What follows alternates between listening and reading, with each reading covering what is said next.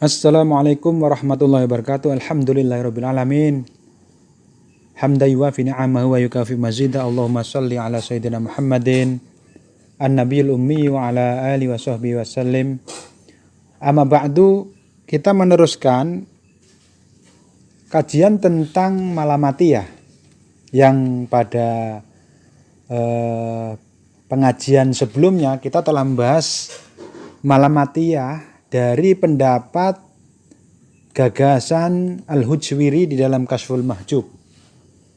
Sekarang kita akan menyampaikan beberapa pendapat Ibnu Arabi yang ada dalam kitab Al-Futuhatul Makkiyah, di mana malamatiyah itu dilihat sebagai makom kurbah.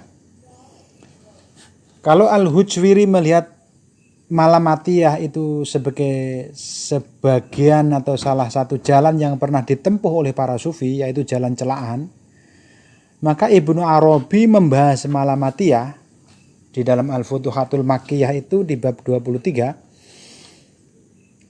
sebagai makom kurbah, yaitu makom yang dekat dengan Allah.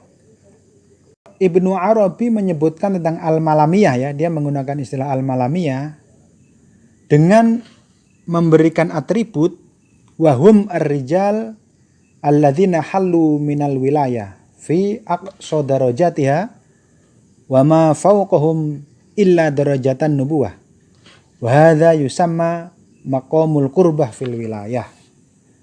Mereka adalah para rijal, ya, para aulia yang dalam kewalian derajatnya disebut aqsa darajah, derajat yang paling tinggi, tidak ada lagi di atas mereka kecuali kenabian, dan ini dinamakan makom kurbah dalam kewalian. Dari pernyataan ini, dari teks kitab ini yang ada dalam Al-Futuhatul Makkiyah, maka malamatiyah itu adalah derajat dari kewalian, derajat dari orang-orang yang dicintai oleh Allah, yang didudukkan di dalam makom kurbah. Makom kurbah itu di dalam beberapa teks yang lain, Ibnu Arabi menyebutkan bahwa al-malamiyah ini salah satu ciri-cirinya adalah, atau di antara sifat-sifatnya adalah menyembunyikan diri dari khalayak. Selain itu juga diisyaratkan oleh Ibnu Arabi bahwa malamatiyah itu adalah seorang afrod sebenarnya. Afrod itu salah satu konsep untuk menjelaskan seorang yang disendirikan oleh Allah karena selalu terikat melalui kurbah tadi kepada Allah, sehingga dia hanya merasa sendirian kecuali hanya dengan Allah. Disebut dengan fahum ma'al haq fid dunya wal akhirah alama dzakarnahu min dawamit tajalli wa humul afrad. Maka mereka itu adalah selalu orang yang bersama dengan Allah di dunia dan akhirat, sebagaimana apa yang kami sebutkan tentang mereka itu, karena terus-menerus mengalami tajalli, dan mereka itulah para afrad.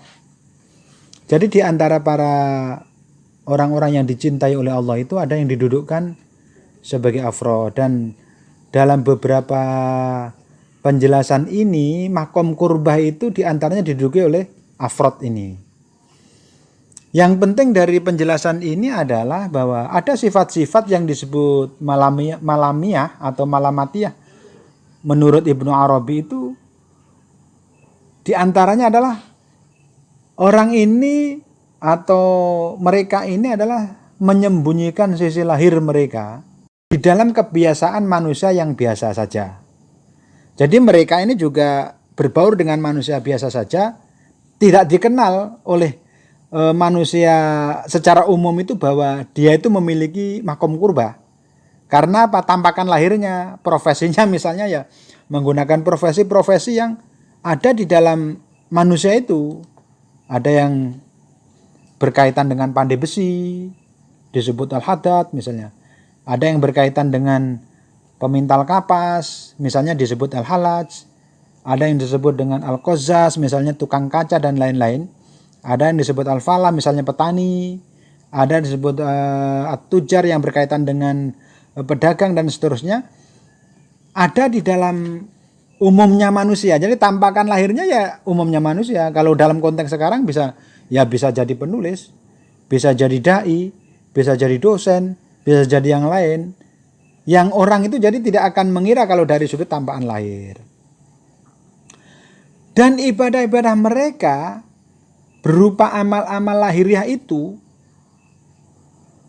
tidak dikenal dengan ibadah-ibadah yang lahir yang begitu banyak terus kemudian dikenal sebagai ahli ibadah dengan ritual-ritual yang begitu banyak. Jadi mereka yang menjalankan amal-amal lahir sebagaimana orang mukmin dan muslim, ya fardu-fardu dan nafilah juga dijalankan, tetapi tidak dikenal sebagai seorang ahli yang memperbanyak ritual-ritual ibadah terus-menerus.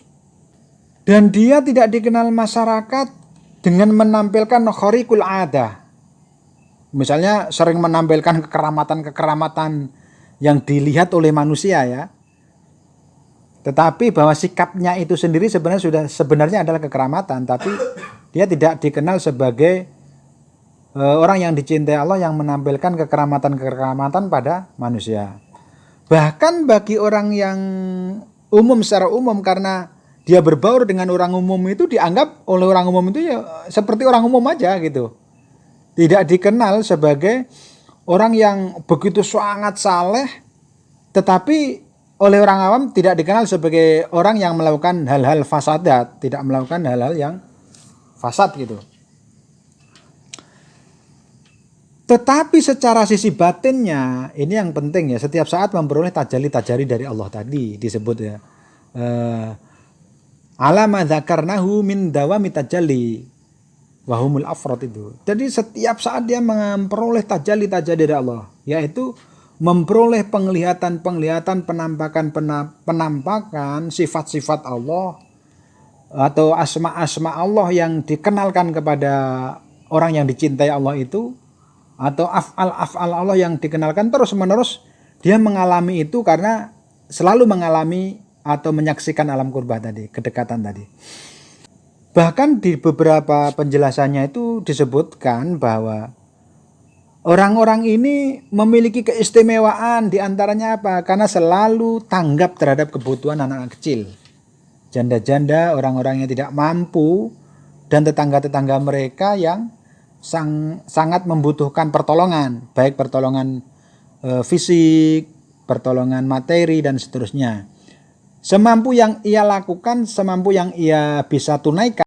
Dia sering disebut juga disifati dengan berpindah-pindah sholat masjidnya itu tidak selalu hanya dalam satu masjid. Karena posisi dia hanya dilihat orang sebagai orang awam ya. Atau mungkin kalau sudah dikenali oleh orang itu disebutkan bahwa maka orang itu yang mengenali dia diminta untuk melakukan amal-amal tanggap terhadap anak-anak kecil, janda-janda, orang-orang yang tidak mampu tadi, agar menjalani apa yang dilakukan oleh orang yang dicintai Allah di dalam kategori malamatiyah ini gitu. Menurut versi atau pendapat dari Ibnu Arabi. Lalu bagaimana misalnya pendapat Ibnu Arabi dan beberapa sufi yang lain itu yang berbeda menjelaskan tentang malamatiyah itu tidak perlu dipertentangkan. Karena apa? Inti dari kalau malamiah itu dianggap sebagai makom kurbah, maka dia harus menjalani berbagai tahapan-tahapan itu. Kalau di dalam bahasa Abdul Qadir Jailani berbagai tahapan nafas-nafas itu ya dia harus jalani sampai dia memperoleh nafas sofiyah gitu. Tetap saja